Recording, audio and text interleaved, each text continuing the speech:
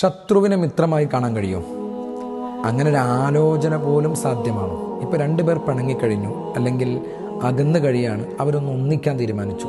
ഇനി തീരുമാനിച്ചാൽ തന്നെ പഴയ ബന്ധത്തിൽ ഇവർക്ക് മുന്നോട്ട് പോകാനും കഴിയാറില്ല. നിങ്ങൾ നോക്ക്, നബി സല്ലല്ലാഹു അലൈഹി വസല്ലമ തങ്ങൾ തങ്ങളുടെ ശത്രുക്കൾക്ക് പോലും ഗുണം കാക്ഷിച്ച് ദുആ ചെയ്തിട്ടുണ്ട്. ഇസ്ലാമിൻ്റെ പ്രാരംഭഘട്ടത്തിൽ ധാരാളം ശത്രുക്കൾ ഉണ്ടായിരുന്നു.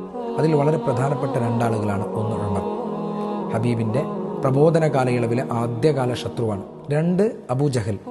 ഇവർ ഇസ്ലാമിന് കിട്ടിയാൽ അവരെ കൊണ്ടുള്ള ഗുണം ആലോചിച്ച് നബി തങ്ങൾ ഇങ്ങനെ ദുആ ചെയ്തു പോലും, അല്ലാഹുമ്മ അഇസ്സൽ ഇസ്ലാമ ബി അഹബ്ബി ഹാദൈനി റജുലൈനി ബി ഉമറ വ അബി ജഹൽ. പടച്ചോനെ, ഒന്നുകിൽ ഉമറോ അല്ലെങ്കിൽ അബൂജഹൽ, ഇവർ രണ്ടു പേരിൽ നിനക്ക് ഇഷ്ടപ്പെട്ട ആളെ കൊണ്ട് ഇസ്ലാമിന് കരുത്തു നൽകണമേ എന്നാലോചിക്കുക. ഇസ്ലാമിൻ്റെ നയം, നിലപാട്, സമീപനം എത്ര വിശാലമാണ്. നമ്മളോ ഈ കാഴ്ചപ്പാടിൽ നിന്നൊക്കെ വ്യതിചലിച്ച് റിവെഞ്ചിൻ്റെ ആളുകളായി തീർന്നിട്ടുണ്ട് അല്ലേ? വിട്ടുവീഴ്ചയുടെ വിശാല പ്രപഞ്ചം തുറന്ന് ജീവിക്കാൻ കഴിഞ്ഞാൽ നമ്മളെക്കാൾ മഹത്വം മറ്റാർക്കാം. അല്ലാഹു തൗഫീഖ് ചെയ്യട്ടെ. ആമീൻ.